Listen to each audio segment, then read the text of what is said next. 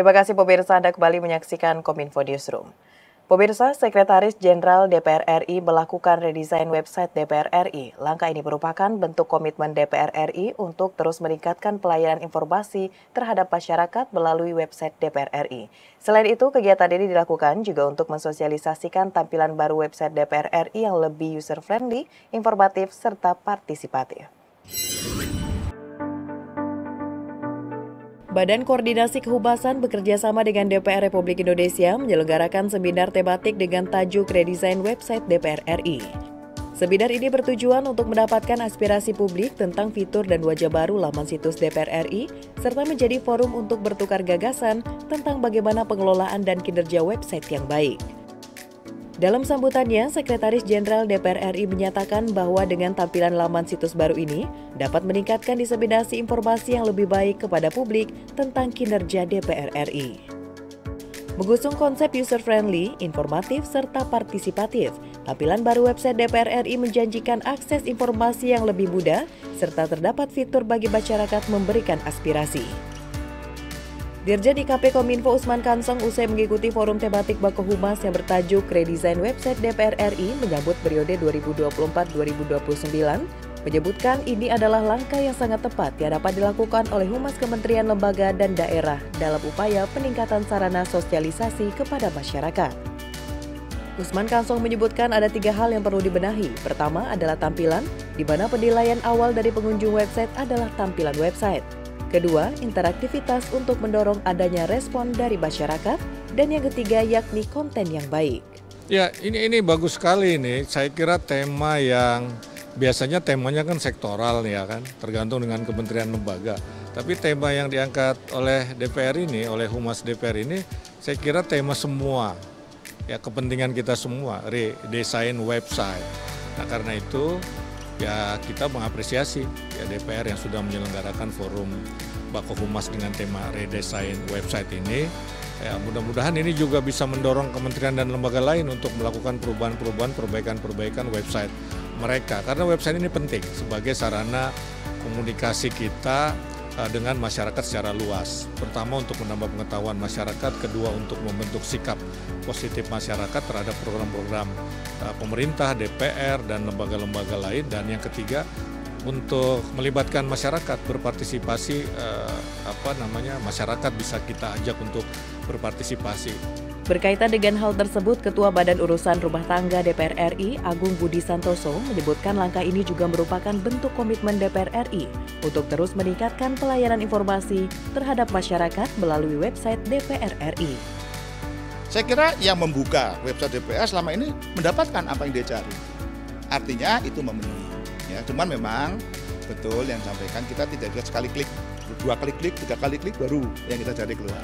Nah, barangkali dengan tampilan desain baru itu cukup dengan 1 kali klik sudah apa yang kita cari sudah.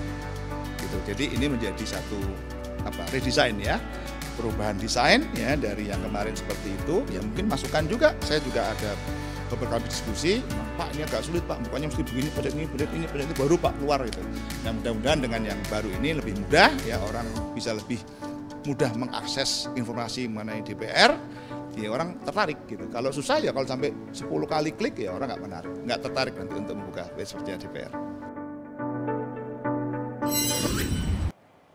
Kementerian Kesehatan mencatat pada periode Januari hingga April 2024 jumlah kasus demam berdarah dengue meningkat sebesar 88.593 kasus. Kemenkes mengimbau masyarakat untuk lebih waspada dan melakukan berbagai antisipasi penyebab DBD.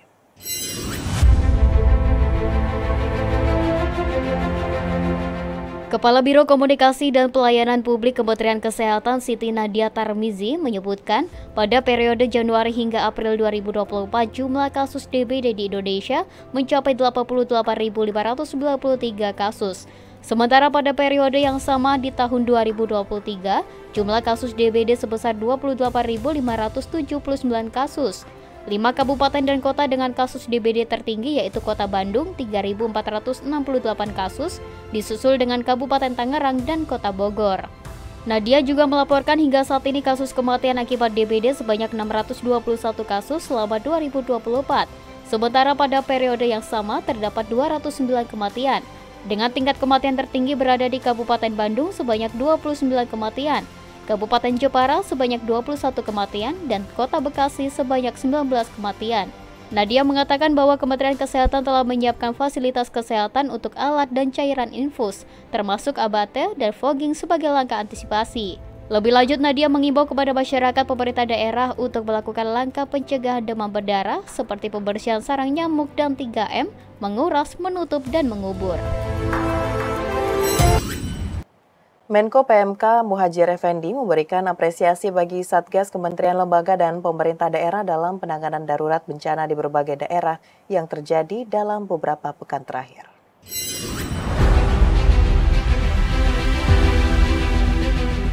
Menteri Koordinator Bidang Pembangunan Manusia dan Kebudayaan Muhadjir Effendi dalam rapat tingkat menteri di Gedung Kemenko PMK Jakarta memberikan apresiasi bagi Satgas Kementerian Lembaga dan pemerintah daerah atas upaya penanganan darurat bencana longsor di Kabupaten Tanah Toraja, banjir dan longsor di Kabupaten Padang Pariaman, dan erupsi Gunung Api Ruang di Sulawesi Utara. Muhadjir menilai penanganan 3 bencana oleh kementerian, pemerintah provinsi dan kabupaten sudah berjalan dengan baik dan telah melakukan evaluasi untuk perbaikan yang harus dilakukan selanjutnya.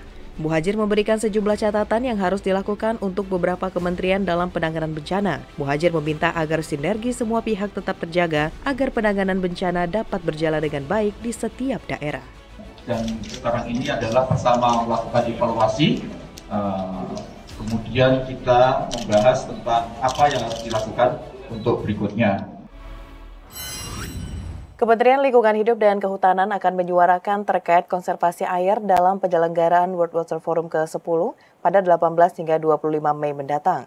Dengan menyuarakan konservasi air diharapkan dapat memitigasi dampak perubahan iklim.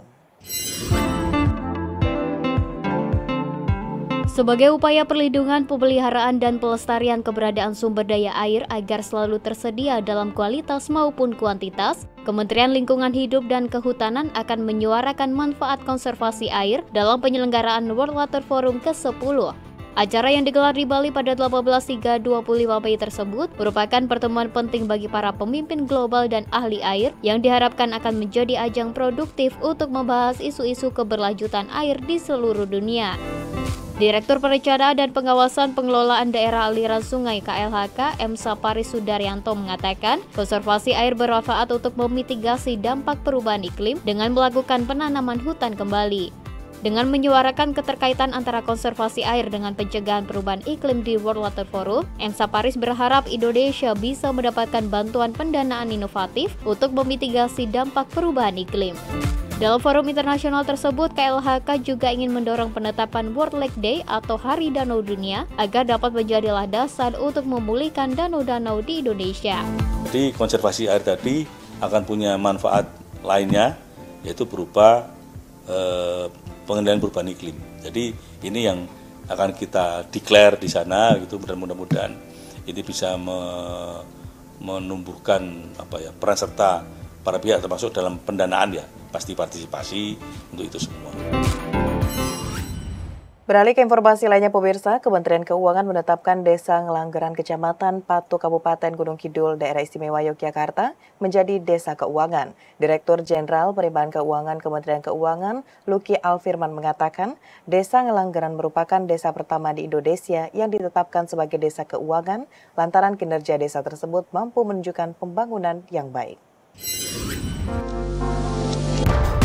Kementerian Keuangan melalui Direktorat Jenderal Perimbangan Keuangan menetapkan Desa Ngelanggeran Kecamatan Patu Gunung Kidul Daerah Istimewa Yogyakarta menjadi desa keuangan pertama di Indonesia. Direktur Jenderal Perimbangan Keuangan Kemenkeu Luki Alfirman mengatakan, Desa Ngelanggeran ditetapkan sebagai desa keuangan lantaran kinerjanya yang dinilai apik dan berhasil dari sisi pengelolaan anggaran pendapatan dan belanja negara atau APBN melalui dana transfer ke daerah TKD. Selain itu, desa tersebut merupakan desa kombinasi yang mempunyai potensi dari segi agrikultur dengan memberdayakan industri kakao dari hulu ke hilirnya dan dari sektor pariwisata serta UMKM yang mampu mendongkrak perekonomian desa. Desa Ngelanggeran juga menjadi satu desa yang mendapatkan dana keistimewaan yang bersumber dari APBN. Desa Ngelanggeran dinilai berhasil karena bisa memanfaatkan anggaran tersebut untuk kesejahteraan masyarakat. Luki menambahkan dalam setiap tahunnya telah disiapkan hadiah atau tambahan dana desa yang disiapkan oleh pemerintah pusat bagi desa-desa yang berkinerja baik. Dari sisi jumlahnya, penghargaan yang akan diberikan ke desa berkisar 100 hingga 150 juta rupiah dengan total keseluruhan mencapai 2 triliun rupiah. Kita memberikan namanya dana tambahan desa untuk yang desa kinerjanya baik.